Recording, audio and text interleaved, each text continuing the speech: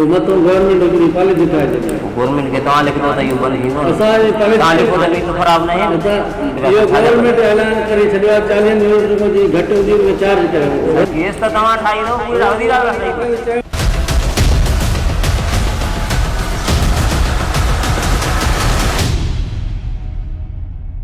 ताज़ा तरीन अपडेट ॾींदा हलूं। कंदकोट ईदगाह मोहल्ला में गुज़रियल 2 सालनि खां वठी गैस न पई हले। हिकु गैस न पई हले, वरी गैस जे मेन लाइन में पाणी मौजूद आहे, मीटरनि में बि पाणी अची वियो आहे। हिकु गैस न पई हले ऐं ॿियो वरी नाहक अवाम ते ॾंड हयो पियो वञे। जो शहरी ऑफिस इंचार्ज इशफाक सुरियाणी वटि वञनि था त ही 400 रुपया छाजो हर महीने ॾंड लॻी अचे थो। मथो गवर्नमेंट हिकिड़ी पॉलिसी ठाहे छॾी गवर्नमेंट के तव्हां लिखंदो त इहो बंदि थींदो न असांजी पॉलिसी तव्हां लिखो त मीटर ख़राब न आहिनि बाबा मीटर जी ॻाल्हि ई कोन्हे पोइ हिते मीटर ख़राब करे तव्हां लिखो था न केरु चए थो ख़राब हे तुंहिंजे घर वारे जो मां चयो हे छा जा लॻनि चए तव्हांजो मीटर ख़राब आहे मीटर ख़राब न आहे गैस ई नथो ख़बर ई कान्हे मीटर 9 लॻो पिया ख़राब किया हा पोइ मीटर 0 मीटर लॻो पिया साईं पोइ हाणे हे 394 रुपया इहो गवर्नमेंट ऐलान करे छॾियो आहे 40 यूनिट जी घटि हूंदी उनखे चार्ज कयो हले नथो त पोइ असां काॾे वञूं नथो हले तव्हां हलायोसि न वज़ीर आज़म जो ऐलान कयल अथव मां छा कयां वज़ीर आज़म जी पॉलिसी मां गैस त तव्हां ठाहींदो पूरी हज़ीरा ठाहींदो चयो मूंखे ॾेई वञो या कापी दरख़्वास्त 2 करणी आहे कापी मूंखे ॾेई वञो बिल जी कापी जूं बिल जी कापी ॾेई वञो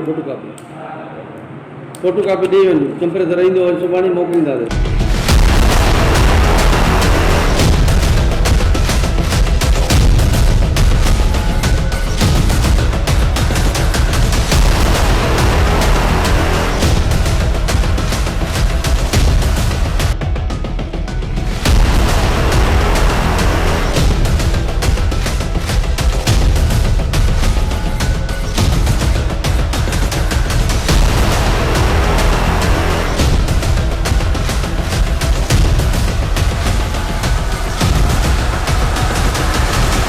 इशफाक सुरियाणी चवे थो त उहो वज़ीर आज़म इमरान ख़ान जी हुकूमत जी पॉलिसी आहे त जेको गैस 40 यूनिट्स खां घटि हलाईंदो उन्हीअ ते ॾंड हयो वेंदो ऐं ॿियो वरी घिटीअ में खॾो हणी हलिया विया आहिनि जंहिंमें हिकु वाटहड़ू औरत किरी ज़ख़्मी थी पई आहे। ॿियो वरी राति जे टाइम पीउ ऐं पुट गैस जे खॾे में किरी पिया जिन खे पंहिंजी मदद पाण अस्पताल खणाए विया ऐं मोटरसाइकिल पाड़े वारनि जी मदद सां कढी वई।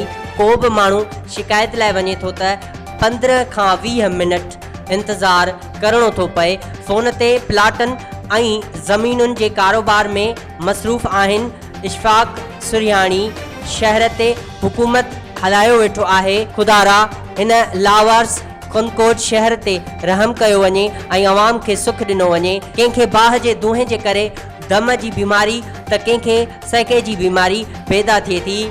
शहरियुनि हुकूमत सिंध वज़ीर आज़म इमरान ख़ान ऐं सुप्रीम कोर्ट ऑफ पाकिस्तान खां घुर कई आहे त असांखे इशफाक सुरियाणीअ खे हटाए हिकु ईमानदार ऑफिसर मुक़ररु कयो वञे।